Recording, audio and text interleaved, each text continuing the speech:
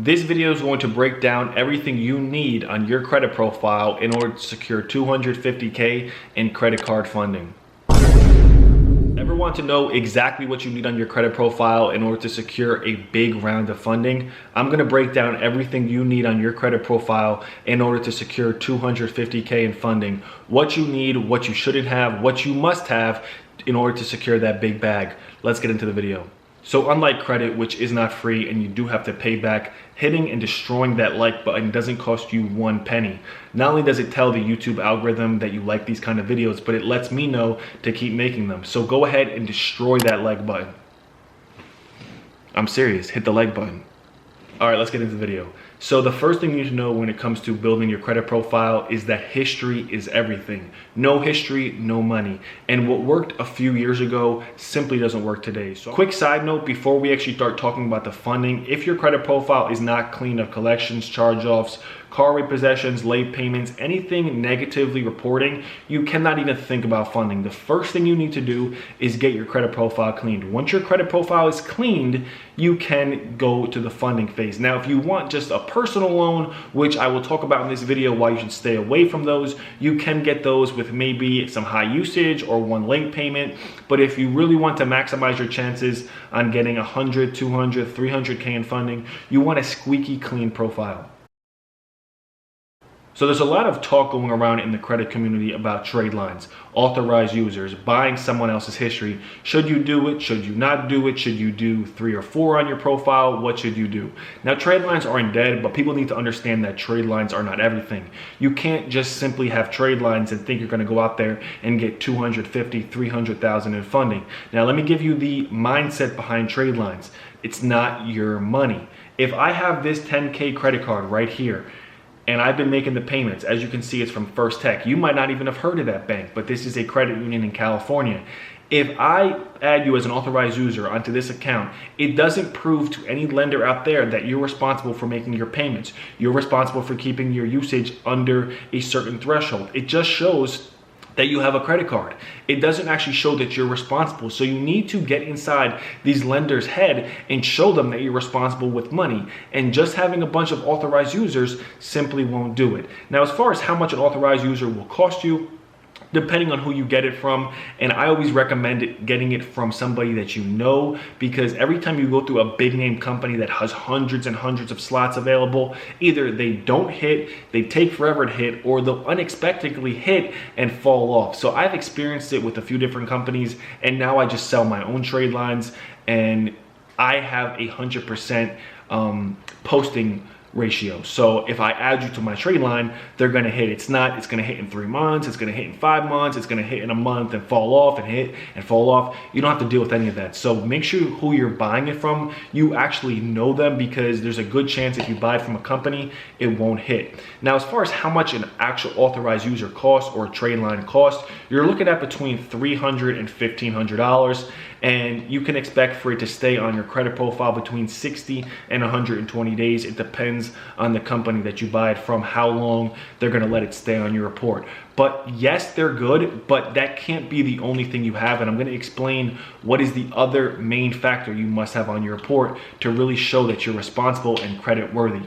Now, another popular trade line tactic that people try and use is My Jewelers Club or New Coast Direct. Now, if you don't know what that is, that's basically a account that these companies like My Jewelers Club or New Coast Direct will put on your profile in exchange for you buying a tchotchke from them. Basically, you pay them 50 to 150 bucks and you buy a cheap toy or a piece of jewelry or something like that. And in exchange, as long as you have no bankruptcies and you're a US citizen, then they'll put a $5,000 revolving primary on your account or your credit profile. And while that might look good because primaries are important, banks are actually very quick to depict that is simply My Jewelers Club or New Coast Direct. Having a $5,000 credit line available at a company like that is way different than having a $5,000 revolving credit line that you could spend at any store, any gas station, any mall. The chances of you spending that $5,000 credit line, which only could be spent for cheap items, is way different than knowing you could swipe your Bank of America or Amex card at Neiman Marcus. So Banks know that what you're buying isn't actually a true primary. They want to see that you're responsible with money. They want to see that you can have a 25K card and not run it up to 25K. They want to see that you keep that usage low. A lot of people say you should have your usage at 25 to 30%. And while that is good, if you really want to stand out in the eye of these lenders, you should have your usage at 3 to 9%. You want to show that these lenders that you don't need money. Money to you is not a top priority. It's a priority, but you're not thirsty for it. When you show them that you're thirsty for money, every lender will run away from you. Why do you think when your usage is really high, you can't get any loans or any credit cards or any funding? It's simply because you are a huge risk to them. So if you want to show that you're as little of a risk as possible, have any usage at 3 to 9%. That's going to not only give you higher chances of getting funding, but it's going to give you higher chances of getting bigger limits or getting credit line increases. As far as business versus personal funding, you're going to want to go for business funding first. I'm not saying you can't do personal funding, but do personal funding last. Always maximize your business funding. When I first started applying for cards, I didn't know that business funding was much better than personal funding. And even while I have a bunch of personal cards and my limits are high, my next round of funding will be strictly business. So always go for business funding first, get the business lines, the business loans, and then circle back for the personal. Another thing that you can use to clean up your profile is consistency. So a lot of people, after years and years of using their credit, they got a bunch of addresses, a bunch of names.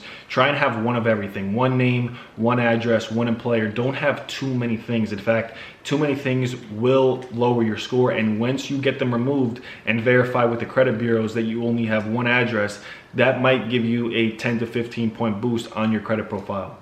Okay, so authorized users aren't the wave. What is the wave? You want primaries. Now this could either be a mortgage, an installment loan, or your own primary, or you can buy into a primary. And just so you know, primaries are way more than authorized users. In fact, they will typically run you between 800 and 7,500, depending on the few factors that I'm going to go over, which is age, history, usage, and whether it will stay on or fall off. Now, a primary will be basically a credit card where you are authorized as the primary. An installment loan is another word for a car note or a mortgage. Now, a mortgage is unlikely because you want the mortgage to be under 30%, where the installment loan and the primary should typically be under 10%. But those are what you want. Those are going to show you to lenders that you're responsible and you're worthy of the money. A lot of people think that they can just add authorized users and Tradelines to their account and be worthy of the money. You need to become worthy in order to really get that big bag.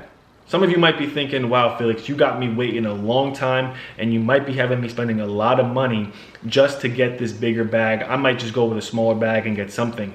Now you can do what you want, but me personally, you might as well wait it out and play the long game. Credit is a waiting game. I've seen my partners, some of them wait over a year to get the funding they want, and now they're sitting on 150, 200K in funding, and it's all worth it. So what I would personally say is wait it out. Don't go and rush it and get 10, 20,000 because there's going to be no money to pull down and really make a move with.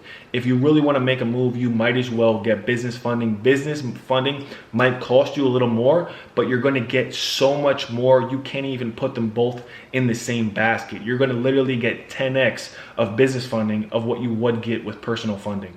One thing I want to quickly touch on is stay away from personal loans if you can. Personal loans make you look so thirsty for money, and lenders will be quick to turn you down even on your business round of funding if you have an active personal loan. Now, if you can quickly flip the money, get the personal loan, invest it into the business funding, and have a means and a strategy to pay the personal loan off, then it's not all that bad. But the quickest thing you should do is pay off the personal loan. Now, there is a strategy to actually make a personal loan look good, and that is to get a personal loan for $10,000, pay immediately $9,000 of it back to leave a balance of $1,000, and then pay monthly payments like that of $1,000 balance. But don't stretch that loan out over a 5-6 year period because it's just going to look to the lenders that you're too thirsty for the money. Okay, so let's recap.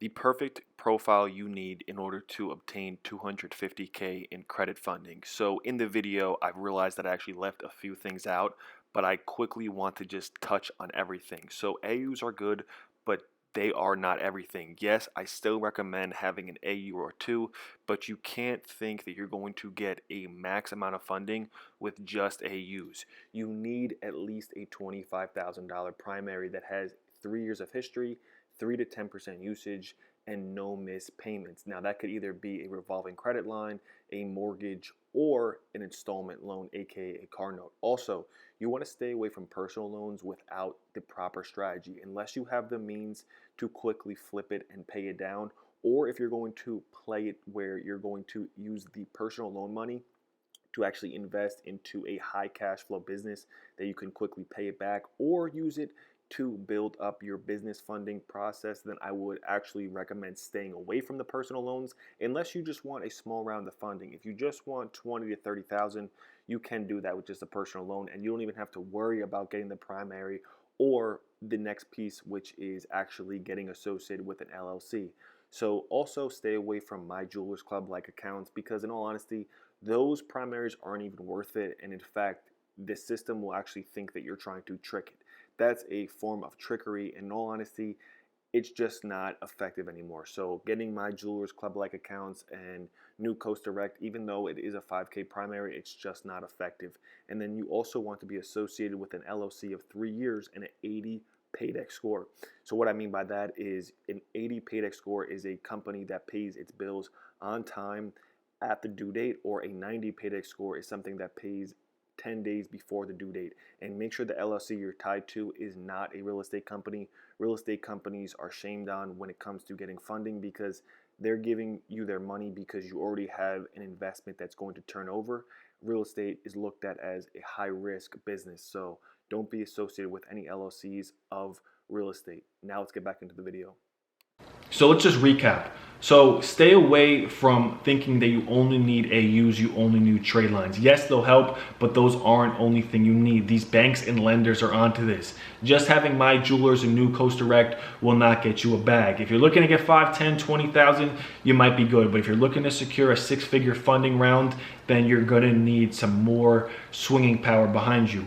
Go and invest in a primary. Get in a primary on your account. I'm not saying don't add trade lines, but make sure you have a primary as well. Even go for a $5,000 secured card. That could look good as well. So have a $5,000 secured card. And also make sure you're tied to an LLC that's been open for at least 3 years and has at least an 80 paydex score. So once you get attached to that business and you apply under that business, that's really going to open up the floodgates of funding potential.